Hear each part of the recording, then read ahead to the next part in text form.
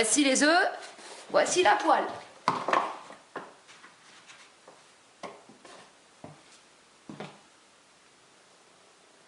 Comme je ne savais pas s'il fallait que je le fasse cuire à l'eau, poché ou à la coque, j'ai pris l'initiative de le faire à la poêle. Et voilà. Bah merde! Il s'est complètement éclaté mon œuf. Il a formé un cercle. Alors ça c'est bien la première fois que ça m'arrive. J'avais jamais vu ça. Il y en a qui voient l'avenir dans les œufs.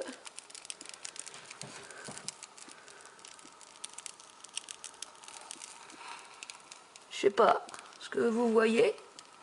Une petite tête. Oh, on dirait une tête de poule avec un bec et la crête là. C'est la poule qui a fait l'œuf qui apparaît. Incroyable.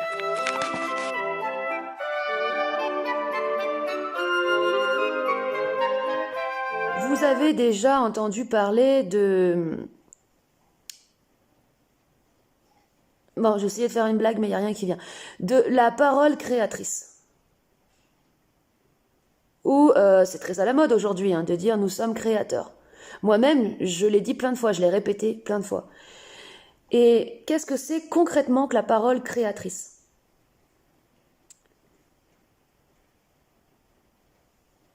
J'en ai pris conscience pour ma part en écoutant une autre personne que moi. Parce que quand toi tu parles, tu constates le pouvoir de la parole en parlant. Mais tu te dis que ce pouvoir vient du fait que c'est toi qui parles et que c'est toi qui es dans l'action de la parole. C'est en écoutant une autre personne que tu peux constater que la parole a une action indépendamment de l'action de parler. C'est-à-dire qu'il se passe quelque chose dans la parole de certaines personnes. La parole créatrice, c'est le fait de parler en conscience, tout simplement. Parler en étant présent à soi-même au moment où tu parles. Parler en habitant sa parole. Quand tu parles en habitant ta parole devient créatrice, c'est-à-dire que elle te transforme, elle bouge tes structures obsolètes. Elle dérange tes parcelles victimaires. C'est ce qui permet de, littéralement, bouffer ses morts. C'est pour ça que je dis que être, c'est autoritaire. Un être qui parle, il est autoritaire vis-à-vis de ses parcelles victimaires. Donc, c'est parce qu'il est autoritaire vis-à-vis de ses parcelles victimaires qu'il se transforme via la parole. Je vous ai parlé dans la précédente vidéo d'un audio que j'ai écouté il y a quelque temps, il y a une semaine, d'une personne qui parle de sortir de la souffrance. Je vais vous remettre l'audio dans la description, parce que c'est un super exemple pour illustrer ce que c'est qu'une parole transformatrice. Ou certains diraient, oui, parole créatrice. Ou parole réelle. Voilà. Ça paraît abstrait dit comme ça. Ouais, parole créatrice, qu'est-ce que c'est ? Concrètement, moi, là, ce que je suis en train de faire, c'est de dire concrètement ce que c'est.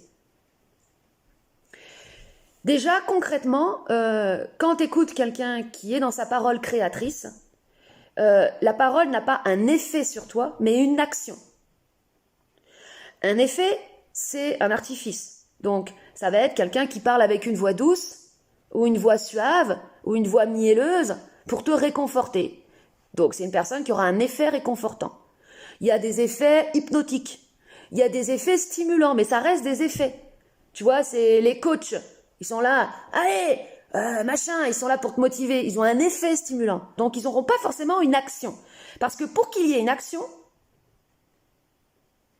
il faut que cette parole vienne bousculer ce qui empêche l'action à l'intérieur de toi, ce qui bloque l'action, ce qui maintient dans l'inertie, à savoir tes parcelles victimaires.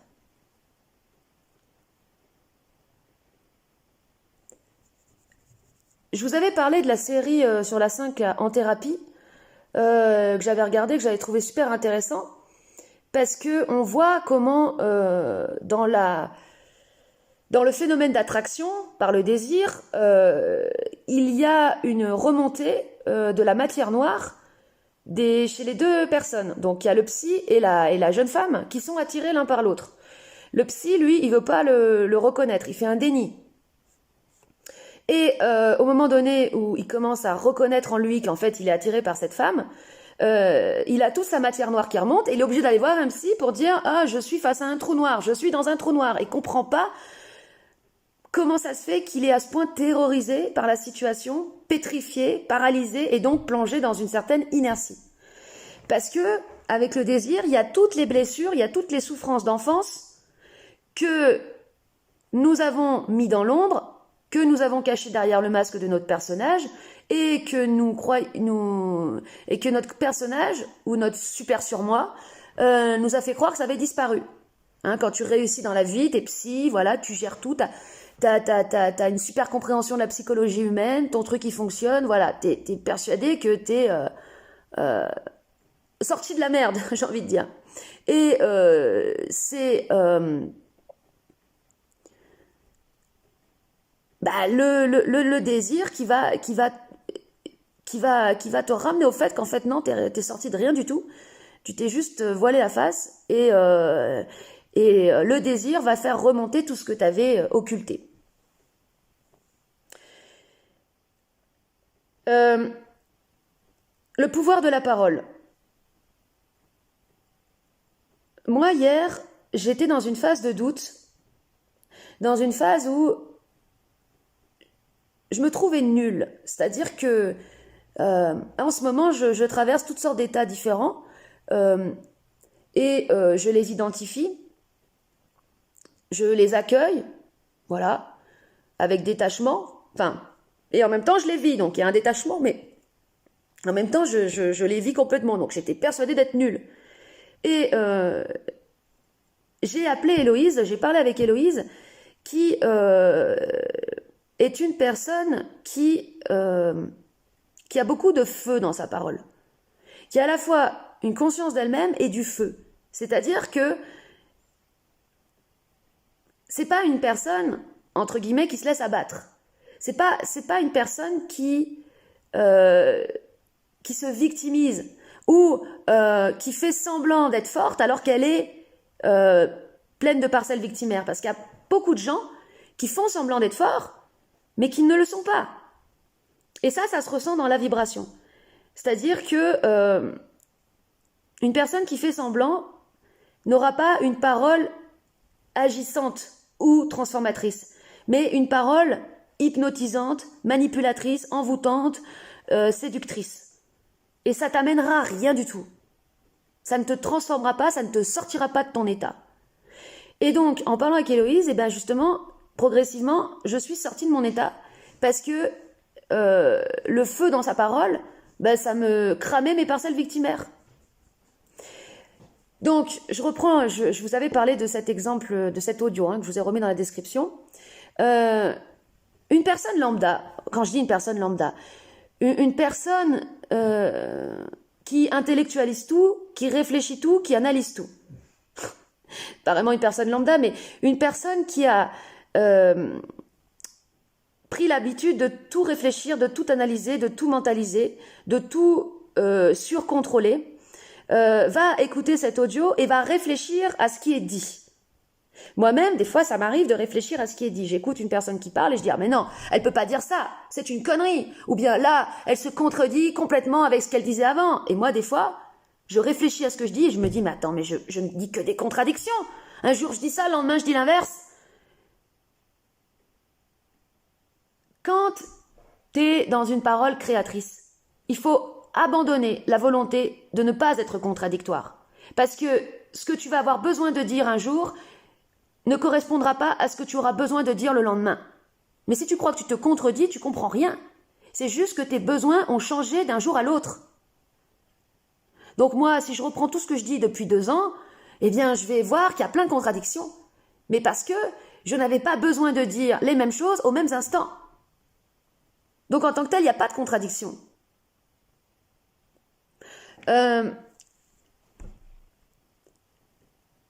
Donc, une personne lambda qui écouterait cet audio, l'audio que je vous ai mis dans la description, pourrait dire non, mais c'est impossible de sortir de la croyance. Parlons de la croyance. Une personne qui va commencer à philosopher sur la croyance. C'est impossible de sortir de la croyance. Philosophiquement parlant, un être humain ne pourra cesser de croire. Et blablabla et blablabla. Ça, c'est la réflexion. Et c'est bien tout l'inverse de ce qui se passe dans la parole de cette personne au moment où elle parle. Parce qu'au moment où elle parle, elle dit « sors de ta croyance, sors de ta souffrance ».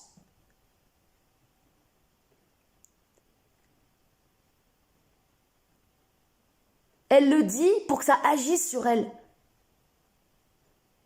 Elle le dit pour, à l'instant T, sortir sa croyance. Pas pour faire un débat philosophique sur la croyance, sur le fait que, c'est impossible de sortir de la croyance, parce que dans l'absolu, c'est impossible de sortir de la croyance. Si tu te fais mal au bras, tu vas avoir mal, et si on te dit, cesse de croire que tu as mal, ça t'empêchera pas d'avoir mal. Donc c'est impossible. Tu touches une table, ok? C'est dur. C'est dur. Tu crois que c'est dur et pourtant c'est pas dur. C'est de la vibration, c'est des atomes. Ça devrait pas être dur normalement. On devrait traverser avec notre main la matière, puisque. Mais non, c'est dur, donc on y croit. Il suffirait qu'on n'y croit plus, comme dans Matrix, qu'on libère notre esprit et qu'on passe la main au travers de la table. Mais c'est chaud. Enfin, c'est quasiment impossible. Il y a peut-être des yogis en Inde qui ont réussi à le faire ou à l'éviter. Oui, pour réussir à léviter dans les airs, faut arrêter de croire que la pesanteur existe. Mais vraiment, il faut vraiment arrêter d'y croire, vraiment, vraiment, vraiment. C'est chaud quand même. Et puis, je vois pas trop l'intérêt en plus de ça. À quoi ça sert de léviter dans les airs? C'est ça aussi le truc. Est-ce que ça a une fonction? Non. Peut-être c'est plus pratique pour péter, parce qu'au moins l'air, il est dégagé dans l'air. Mais bon, si ça sert juste à péter de manière plus confortable, moi, je préfère lever le cul, tu vois. C'est moins, voilà.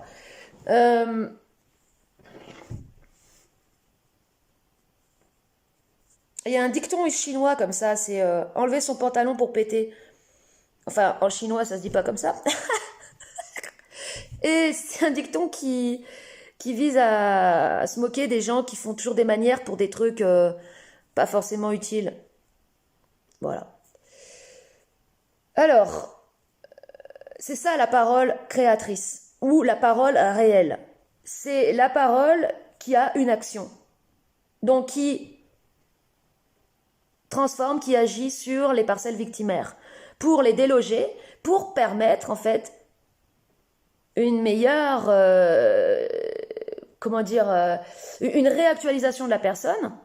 Enfin, ça fait, vas-y, je vais réactualiser mon compte sur Pôle emploi, je vais réactualiser mon application, mais bon, c'est ça quand même, la réactualiser, la renouveler, lui enlever de la merde, des parcelles victimaires, lui enlever de la mémoire, pour qu'elle soit plus neuve. C'est ça la fonction de la parole créatrice. Donc, en fait, tous les spirituels qui parlent du pouvoir créateur. Oh, nous avons un incroyable pouvoir, un incroyable potentiel.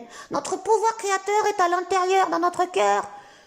Oui, c'est bien. C'est joli. Tant que les spirituels, ils seront pas capables déjà de parler de la souffrance, de dire que ce pouvoir créateur, c'est une action directe sur la souffrance. Que pour qu'il y ait une action, il faut beaucoup d'autorité, il faut beaucoup de feu. Il faut du feu. Il faut de l'intensité pour agir là-dessus. Tant qu'ils n'en parleront pas, ils continueront de mentir, d'envelopper les gens, de séduire et de faire les effets de la drogue. Voilà, de shooter les gens. C'est du shooting.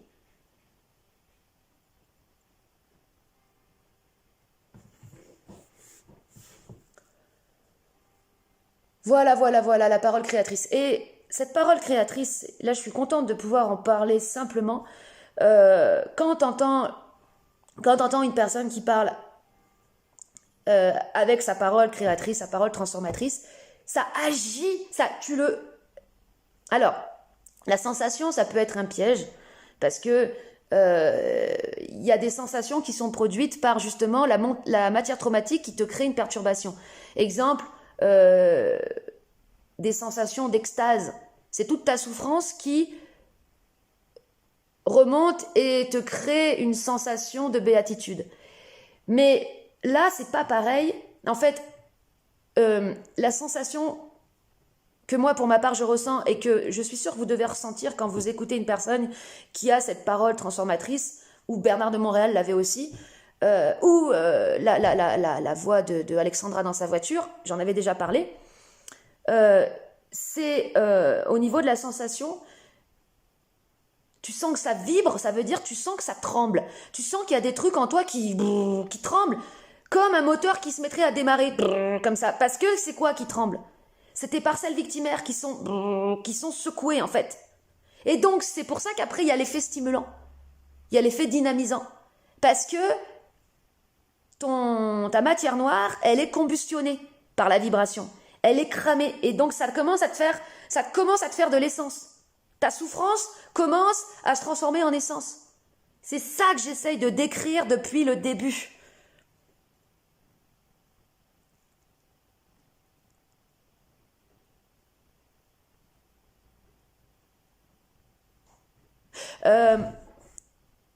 Parole créatrice, c'est quoi l'inverse de la parole créatrice? La parole décréatrice ou la parole destructrice? La parole destructrice, c'est pas espèce de sale con! Parce que là, il y a de l'intensité, tu vois, ça c'est dynamisant. Espèce de sale con!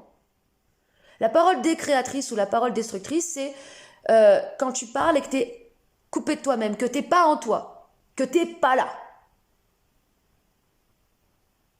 Tu parles et t'es pas là. Tu te dis, oh, je me demande si je couvre pas une maladie. Je sens que je vais tomber malade. Je sens que je vais tomber malade. Mais t'es pas là quand tu parles. Boum, tu tombes malade. Non, tu vas pas tomber malade à tous les coups. Mais tu vas tomber malade pour que la maladie te purge de ta souffrance parce que tu pouvais pas le faire avant. Et en disant je vais tomber malade, c'est ta souffrance qui parlait.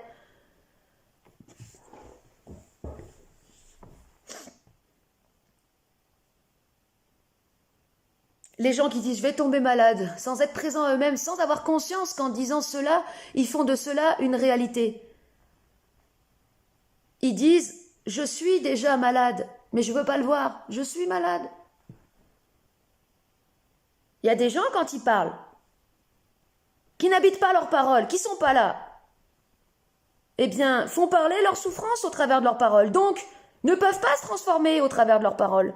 Au contraire, s'enfoncent. Au contraire, s'auto-anesthésie, s'auto-soule, s'auto tout ce que tu veux. Pour que cette parole, elle puisse être transformatrice et créatrice, il faut être là. Et il faut être bien là. Mais si tu as un problème avec l'autorité, parce que dans ton inconscient, tu associes l'autorité à la méchanceté, à la mémoire de tes bourreaux, au jugement, à la castration, au contrôle, comment tu veux te délivrer?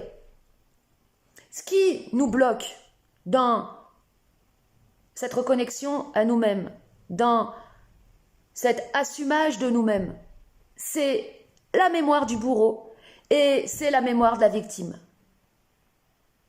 Et le but de la parole créatrice transformatrice, c'est de dégommer tout ça. Et d'utiliser tout ce paquet de merdier pour en faire son essence, son jus. Je suis en train de faire des frites là et j'ai mis l'appareil juste au-dessus de la friteuse. C'est pratique, comme ça je peux en même temps voir où en sont mes frites. C'est pas bon pour l'appareil, ça c'est sûr. Faut pas que je le fasse tous les jours. La parole créatrice, donc, c'est le fait d'être présent à soi au moment où tu parles. À partir du moment où tu es présent à toi-même, au moment où tu parles, tu peux utiliser la parole pour t'auto-programmer.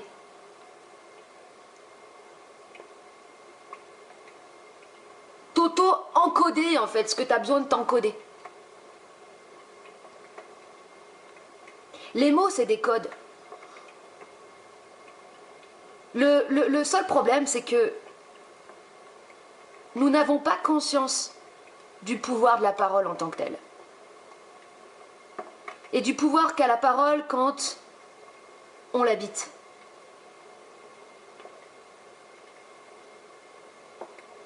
Moi, j'ai pu constater de ce pouvoir au travers justement de mes vidéos, parce que le fait de se filmer et le fait d'avoir cette caméra en face de soi, ça t'impose, ça te met une discipline, un cadre qui t'oblige à être présent à toi-même au moment où tu parles. Tu peux pas oublier que tu es en train de parler quand tu as une caméra face à toi. Quand tu parles, tu dis autant ce que tu as besoin d'exprimer, d'extérioriser, que ce que tu as besoin d'entendre à un instant T. Tu mets à haute voix tes besoins qui sont, comme la souffrance, tu. La souffrance est tu. Les besoins sont tu. Tout est tu. Tant que la parole n'est pas pratiquée consciemment, enfin pratiquée, j'aime pas ce terme, n'est pas utilisée consciemment. Et quand elle est utilisée consciemment, alors oui, elle permet une expression et une transformation de la souffrance et une expression des besoins qui vont, en fait, te permettre de t'auto-programmer à vivre pour tes besoins.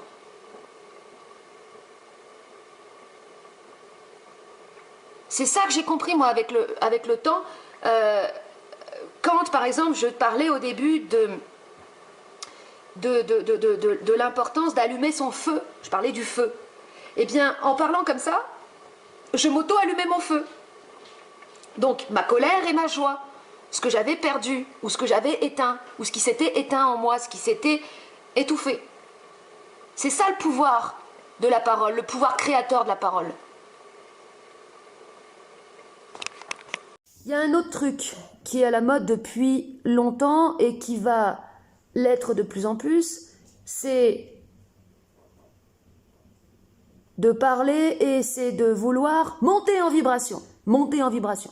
Bon, chacun, il va à sa petite analyse, sa petite interprétation. Alors déjà, si tu écris un texte là-dessus, sans parler, donc sans utiliser la vibration, il y a un petit souci. Parce que tu es dans les représentations mentales, réflexives, analytiques. Alors, monter en vibration, alors ça veut dire... Alors ta gueule, voilà. Enfin, ta gueule, tu parles même pas, donc tu peux pas dire ta gueule à quelqu'un qui écrit. Mais bon, tu peux lui dire, arrête d'écrire, parle. Déjà, la vibration, c'est lié au son. Donc, monter en vibration, ça veut dire déjà utiliser le son, utiliser la parole. Ensuite, monter en vibration, monter en intensité, c'est monter en intensité dans la vibration.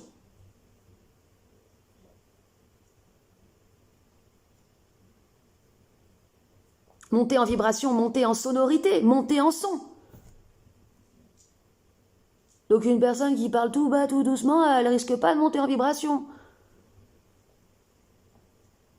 Qu'est-ce qui empêche de monter en vibration, de monter en intensité? Et donc, c'est quoi le but? C'est de transformer son état énergétique.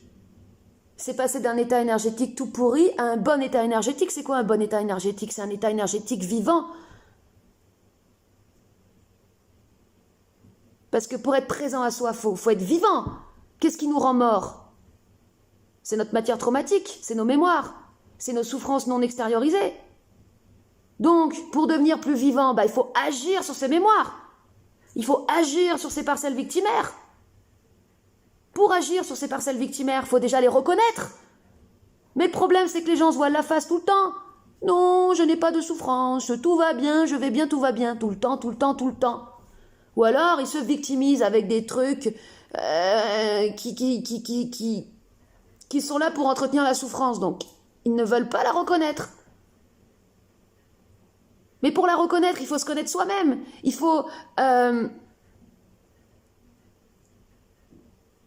aller accueillir ce qui, dans l'enfance,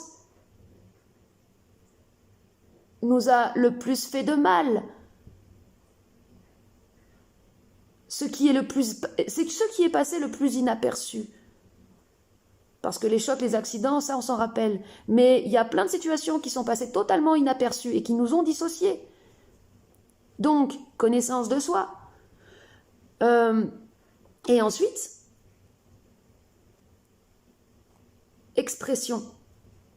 Monter en vibration, c'est exprimer ce qui n'a pas pu l'être. C'est exprimer la souffrance qui n'a pas pu l'être. Mais le problème, c'est que les gens veulent, quand ils disent « je monte en vibration », ils sont dans des processus de négation de la souffrance. Ils veulent tout de suite être bien, donc ils sont là. Ils vont parler calmement.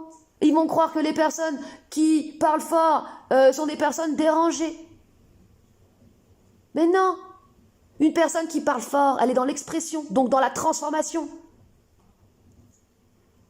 Ah, ils sont là. Ah ouais, je vais monter en vibration. Je vais écouter Mozart, je vais me mettre dans la nature. Je vais monter en vibration. Non. Tu vas te défoncer, te shooter, oui. Tu vas percher, oui. Le perchage, c'est toute ta matière traumatique qui crée une perturbation, qui te donne une sensation de bien-être, de béatitude. Voilà. Mais c'est pas monter en vibration, ça. Parce que tu n'es pas plus présent.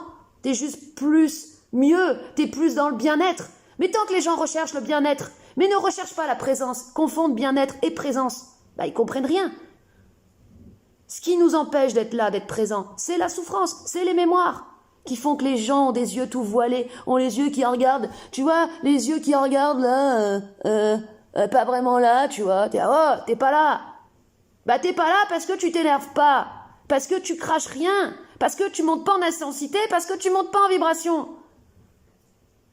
Tu veux continuer de parler en mode de tension? Bah tu vas rien cramer en toi comme mémoire.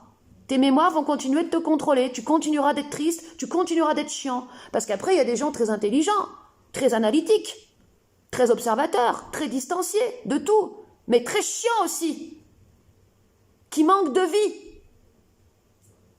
Mais comme les gens ont tellement ce besoin de paix, de s'apaiser, et ben finalement ils finissent par devenir chiants, ils se sentent apaisés dans la chianterie, et ils observent pas, ils constatent pas qu'en fait, leur vie est morte ou morne.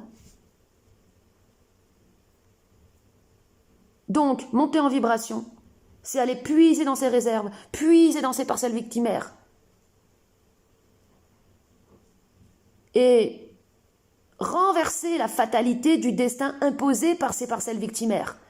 C'est ça, une parole transformatrice. C'est une parole rebelle, en rébellion contre cette fatalité imposée par les parcelles victimaires. Et ça s'entend dans la vibration, ça s'entend dans la voix, ça. Moi, je supporte pas les gens qui sont là. Oh, mais non, parce que, eh ben là, du tien, du mien. Ou bien, oh, ben du tien. Tu vois, c'est t'entends dans la voix, c'est, oh, ben là, du tien, oh, parce que, ni, mais arrête de raconter des histoires. Ça, j'entends une meuf qui raconte ou un mec qui raconte une histoire. Oh, bah, bien, oh, puis je me demandais si pas, et tu pourrais pas,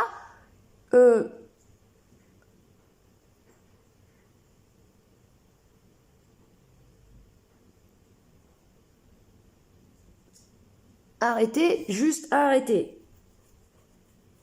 Et utiliser la parole pour agir, plutôt que d'utiliser la parole pour raconter ou réfléchir.